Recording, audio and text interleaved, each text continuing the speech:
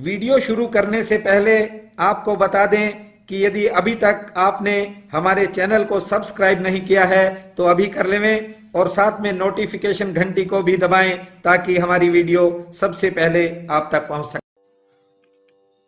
बंधुओं, संसारिक प्राणी जिन चीजों को मुश्किलें समझता है, कठिनाइयां समझता है और जिनके कारण उलझन में रहता है, जानते हो ये उलझने इंसान स्वयं खड़ी करता है। इसमें कोई दूसरा दोषी नहीं होता। बहुत बार इंसान को लगता है कि मैं क्या करने निकला था और ये क्या हो गया।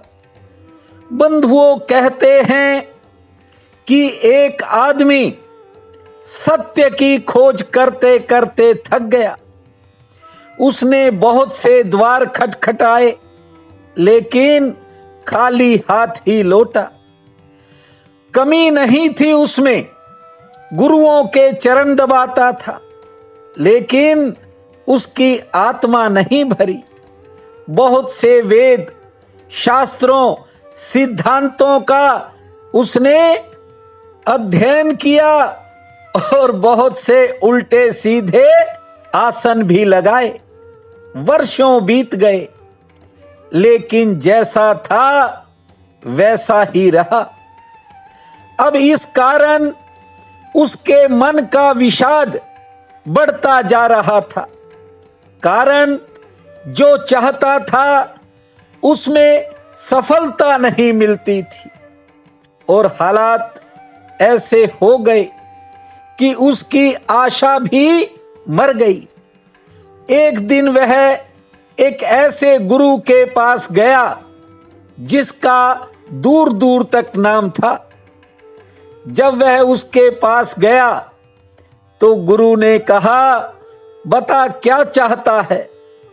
कहने लगा कि मेरा मन बहुत अशांत रहता है, मैं शांति चाहता हूं। जानते हो, गुरु ने कहा कि तेरे गांव में एक बनिया है, वैश्य है, उसका नाम तुलाधर है, तू उसके पास चला जा। गुरु की बात सुनते ही उस आदमी ने अपना सिर पीट लिया। उसने कहा कि वह तो मेरा पड़ोसी है, उससे क्या ज्ञान मिलेगा। मजाक की भी भाई कोई सीमा होती है, हद हो गई।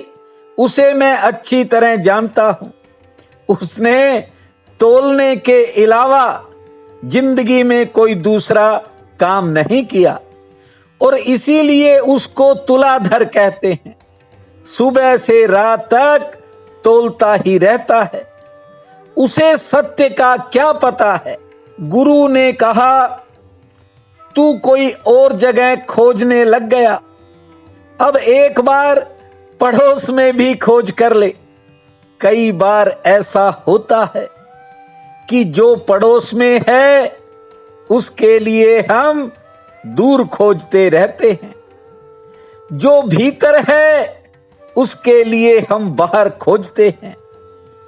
जो निकट था उसे हम दूर खोजते रहे, इसी कारण चूक गए।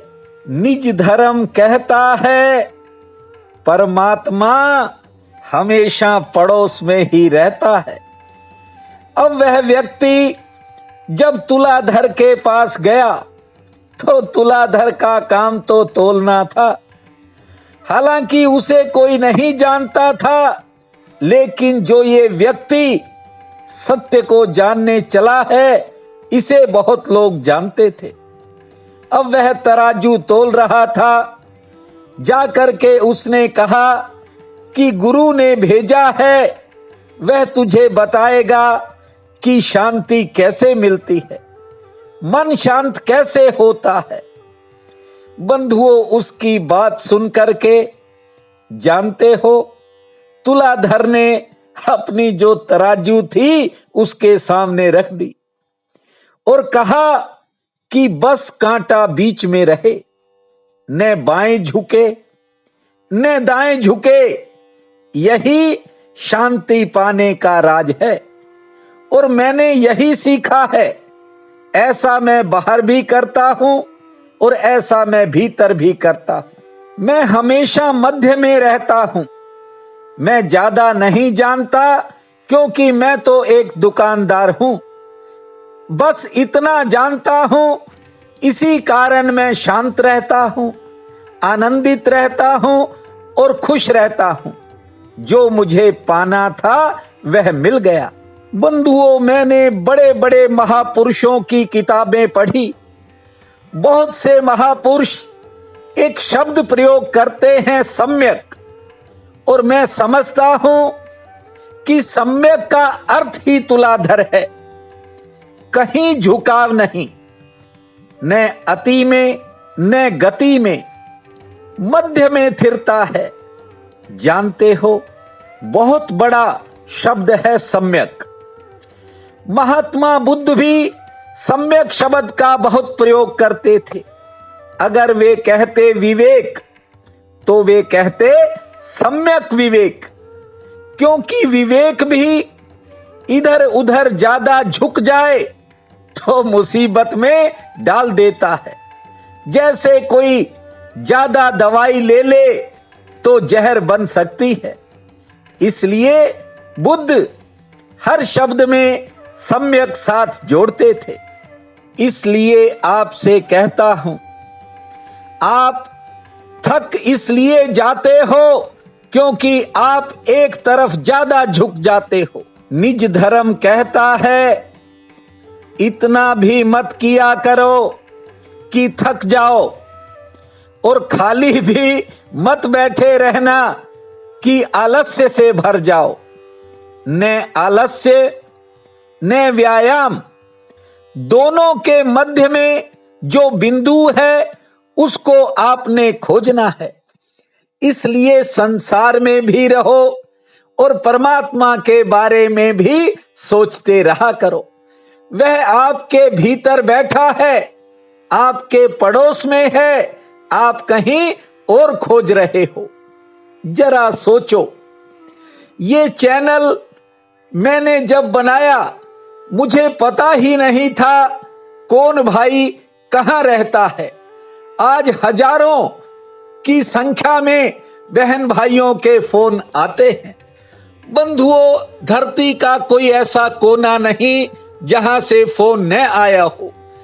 क्या मैंने चाहकर उससे संपर्क किया या वे चाहकर इस चैनल पर आ गए? नहीं, ये परमात्मा ने एक संबंध बनाया, एक संयोग बनाया कि आप निज धर्म की तरफ बढ़ सकें और अपने जीवन को शांत कर सकें। बंधुओं, इन दिनों चातुर्मास को लेकर भी दिन में बहुत से फोन आते हैं। कुछ लोग शंकावश पूछते हैं, मन में संदेह रहता है कि हमें क्या करना पड़ेगा। तो आपको बता देता हूं, कोई भी बड़ा यज्ञ बिना यजमान के नहीं होता।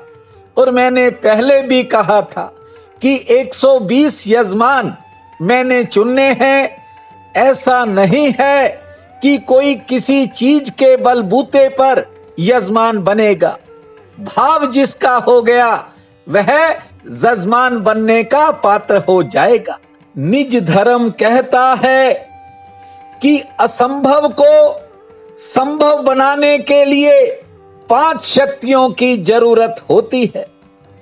याद रखना, एक शक्ति है जनशक्ति, दूसरी शक्ति है धन की शक्ति, तीसरी शक्ति है श्रम की शक्ति और चौथी शक्ति है समय की शक्ति। अब 5वीं शक्ति आपको बता देता हूं।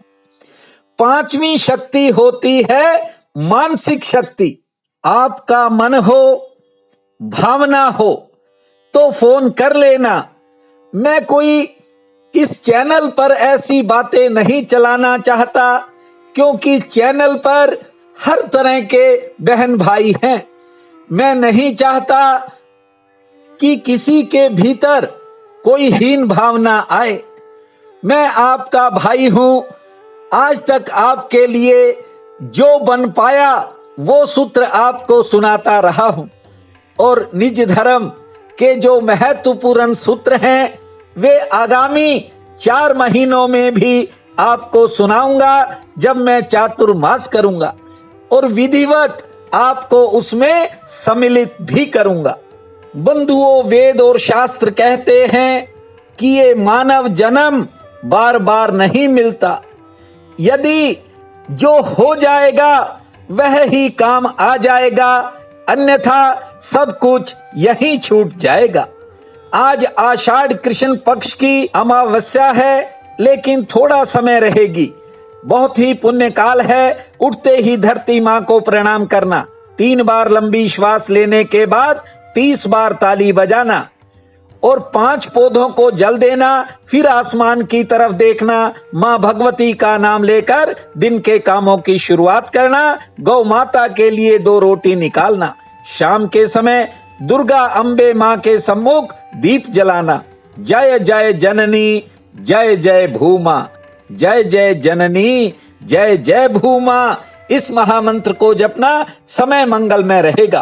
प्रिय बंधुओं व मातृदेवी शक्तियों, आज 9 जुलाई दिन शुक्रवार है। आप सबको मेरा नमस्कार है। आज का राशिफल इस प्रकार है। मेष, आज दिनचर्या सामान्य रहेगी।